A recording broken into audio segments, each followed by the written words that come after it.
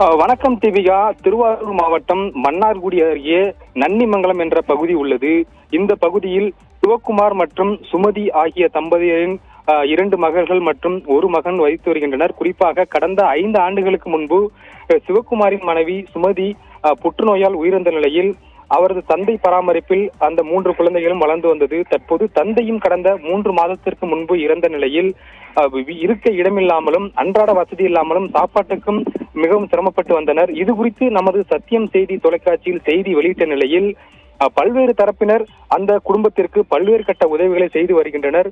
குறிப்பாக இன்று தற்போது பாத்தீங்கன்னா நம்ம செய்தியின் எதிரொலியாக பாத்தீங்கன்னா தமிழக தொழில்துறை அமைச்சர் TRP ராஜா மற்றும் திருவாரூர் சட்டமன்ற உறுப்பினர் பூண்டி கலைவாணன் மற்றும் மாவட்ட ஆட்சியர் மோகனச்சந்திரன் ஆகியோர் நேரடியாக நன்னிமங்கலம் பகுதிக்கு சென்று அவர்களுக்கு வீட்டுமனை பட்டா வழங்கினர்.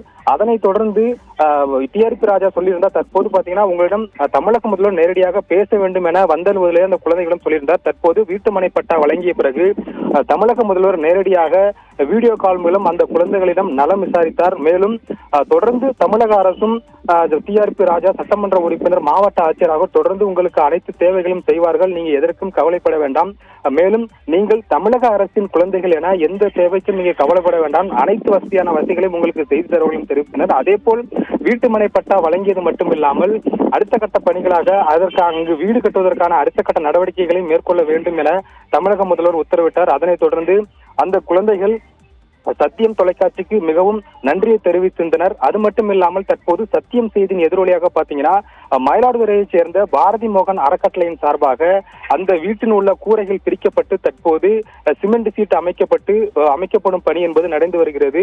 எனவே சத்தியம் தொலைக்காட்சிக்கு அந்த குடும்பம் மட்டுமில்லாமல் அந்த பகுதி மக்களும் மிகப்பெரிய நன்றியை தெரிவித்துள்ளனர். தீபிகா,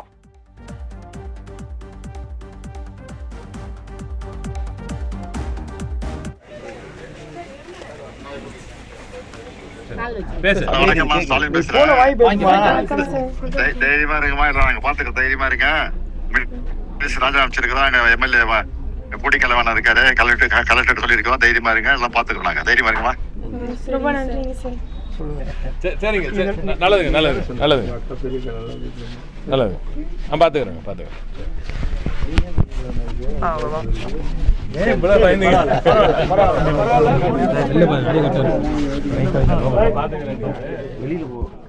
பேசுங்கப்பா. பாப்பா பயப்படுறாங்க. ஒரே நிமிஷம் பயப்படுறா. ஒரே நிமிஷம் பேசு. வணக்கம்மா, ஸ்டாலின் பேசுறேன். தைரியமா இருக்குமா? நாங்க பாத்துக்க தைரியமா இருக்கேன்.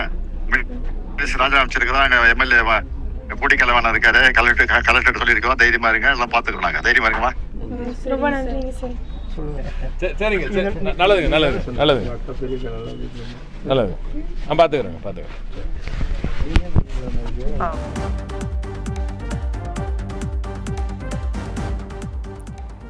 கூடுதல் தகவல்களுக்கு நன்றி ஜெய்வின்.